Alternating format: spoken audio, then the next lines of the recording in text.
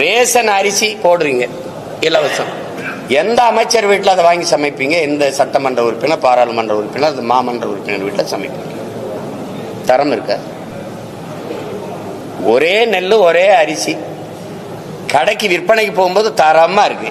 அதே நெல் அதே அரிசி மக்களுக்கு சேவைக்கு மக்கள் விநியோகத்துக்கு வரும்போது நாத்தம் அடிக்குது.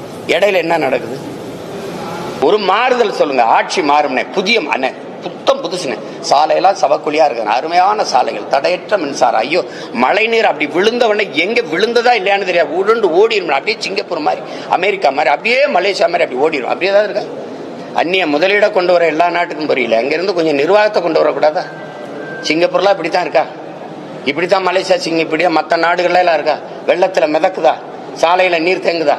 60 ஆண்டுகளா ஆண்டு தலைநகர்ல தண்ணி வடிஞ்சோட வாய்க்கால் வெட்டாத நீங்க என்ன ஆட்சி மாதிரி என்ன ஆக போகுது சொல்லுங்க தம்பி? வெள்ளத்துல மிதத்து விட்டு வெள்ள நிவாரணம் கொடுக்கறதெல்லாம் ஆட்சி.